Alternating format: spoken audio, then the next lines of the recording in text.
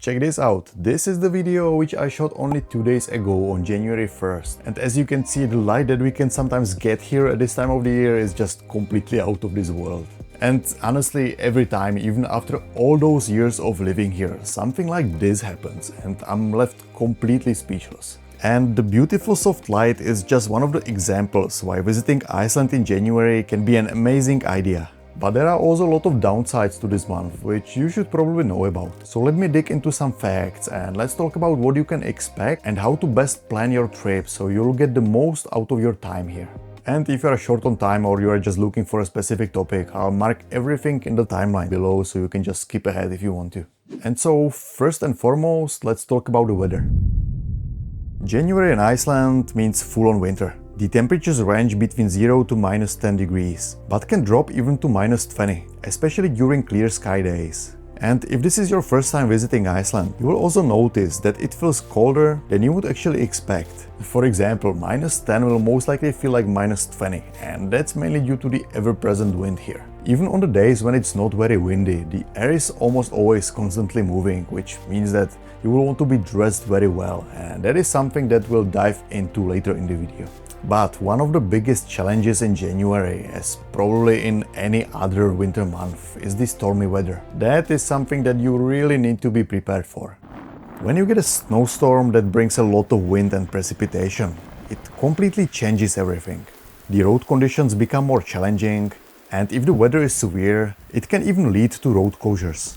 Tours and activities are likely to be cancelled, and visiting some places you planned for can become difficult or maybe even impossible and life-threatening.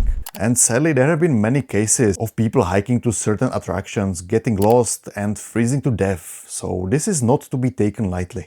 And so you really need to be on top of it when it comes to watching the weather. And personally, what I do is I always check the weather in the evening and then again in the morning before heading out anywhere. The most reliable and, in my opinion, the only weather forecast you should be using in Iceland is the website weather.is. Another site you need to pay close attention to is road.is, where you can see the road conditions all around Iceland. And you can also install the Safe Travel app on your phone, where you can receive warnings and send your GPS location to emergency services in case you get lost somewhere. All in all, it is very difficult to say what kind of weather you will have during your trip to Iceland, as it is different every year. But what I can at least tell you now is that you can most likely expect some cold and snowy weather, and so be prepared for that. Now, another thing that you need to be prepared for is the daylight hours, as January is basically one of the darkest months of the year. On January 1st, we get only around 4.5 hours of daylight, with sunrise around 11:30 and sunset at 3:45. However, the days are getting longer quite quickly, and by the end of January we gain 2.5 hours of daylight. That makes it around 7 hours of daylight on January 31st, with sunrise at around 10 AM and sunset at 5:15 PM. One thing to note is that it is not like it's completely dark till like 11:30. We still get like 1 hour of twilight around sunrise and sunset, which it's not very bright, but it's enough to travel around and visit different sites. But let me also mention one of the good things about the short days, other than the beautiful soft light that we get during the day. And that is that you don't have to wait too long into the night to see northern lights. I mean, just imagine the scenario where you, let's say, check into your accommodation at like 5 PM, have a dinner, and then simply go into the hot tub and just relax, lay back and wait for the northern lights to start. Doesn't sound too bad, does it? And if you want to know more about the northern lights, I have some videos on my channel that will teach you everything you need to know to maximize your chances of seeing them. All in all, these short daylight hours are just something that you really need to keep in mind when planning your itinerary for January. And that also means being more strategic, because you really want to make sure that you will maximize all those daylight hours that we get.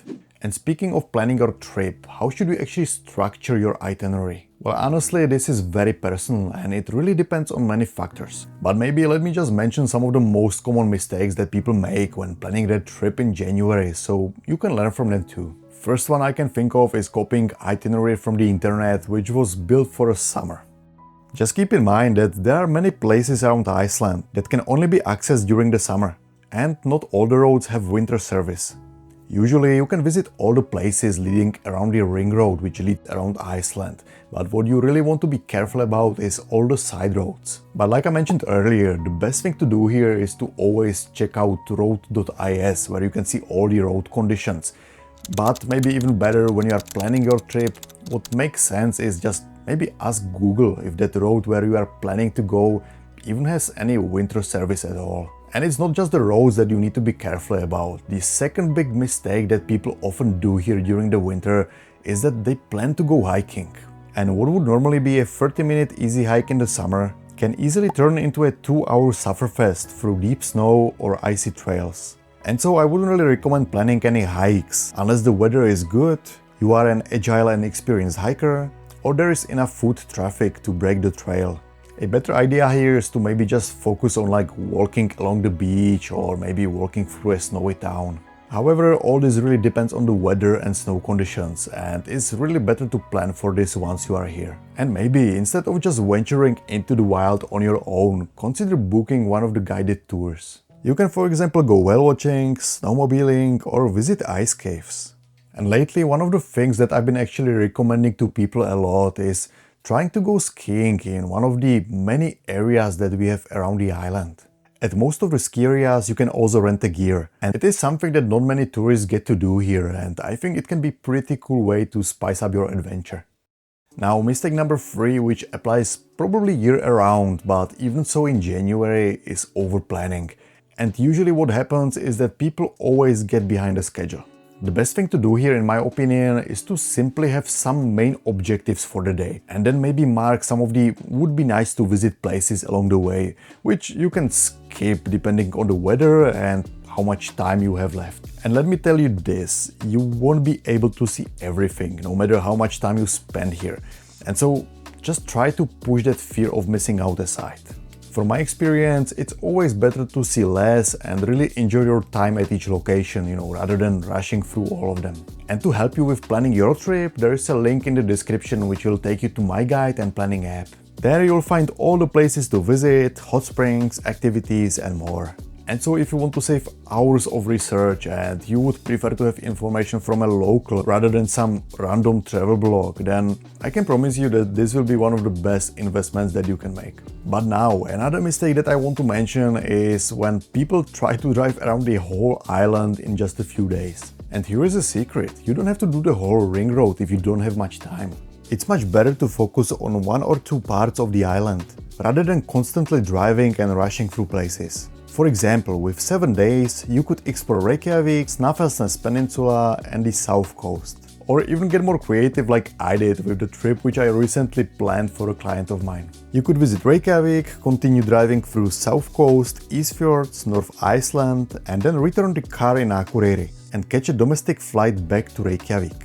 And that alone can save you 6 hours of driving back south. And I mean, there are more domestic airports around the island which you can fly between, and so that's something worth considering. And now let me answer the question which I get all the time. Is 2-wheel drive enough or should you rent a 4-wheel drive? And let me just say this, even after all those years of living here and countless experience driving on snow, I still choose to drive 4-wheel drive. When I think about it, the amount of times when having a 4-wheel drive vehicle got me through difficult road conditions or even saved my life a couple of times simply make me not want to risk it. And I mean, sure, there is always a chance that you will come here and the roads will be completely dry without any snow or ice. But the question is, do you really want to gamble on that? Long story short, if you have a lot of experience with driving on snow, then you could probably just rent a 2-wheel drive vehicle and simply drive very carefully. But if you have never driven on snow, you want to feel safer, you want to lower your chances of getting stuck, and you don't mind spending a little bit extra money, then definitely rent a 4-wheel drive vehicle and don't even think about it. Alright, let's now talk about one of the most important topics, clothes. And I already have a dedicated video on my channel which focuses on this topic, but let me maybe highlight a couple of things. So this is my new go-to winter outfit. So basically what it is wool padded pants with a merino wool johns underneath, and if it's very cold I also wear like a waterproof, windproof trousers over this. For the top layer I have this wool insulated waterproof puffer, And if it's very cold like today, and I also have this traditional wool Icelandic sweater, plus a merino base layer underneath it. And by the way, all of these clothes were provided by an Icelandic company, Icewear, which sent me these for a previous video that I made. However, I've been just so happy with them that I decided to give them one more shout out. All this gear has been keeping me incredibly warm, especially in recent days when temperatures drop down even below -20. And actually one of the tips that I can give you is that you buy one of these traditional sweaters. They are made out of Icelandic sheep wool and they keep you super warm, and they just make for a really cool souvenir to bring home with you from Iceland. Plus, I also have a discount code from Icewear, which should pop up somewhere up here. But other than that, don't forget to have good winter shoes, warm socks, warm beanie and waterproof gloves. And in my experience, having a thinner gloves is just way more practical because you will be constantly taking stuff out of your pockets or, taking photos with your phone or the camera. So this is just way easier than having some bulky gloves which you will have to always take off. Which brings me to a very important point, and that is that you really want to make sure that your gloves have these touchscreen points on tip of the fingers, because you don't want to take your gloves off if it's like freaking freezing, and that will just save your hands, trust me. Other thing that you can do is to basically buy like one of these dedicated photographer gloves, which basically allow you to uncover only the tip of the fingers, which can be super useful. And that is actually something which I'm planning to buy for myself, and so as I'll be doing some research, I'll make sure to include all the links to the products in the link below. And so these are, at least in my opinion, some of the most important things when it comes to planning your trip to Iceland in January. And if you have any questions, just drop a comment below and I'll make sure to answer it. And if you want to learn more about traveling to Iceland, then you might also want to check out this video right here, and I hope to see you there.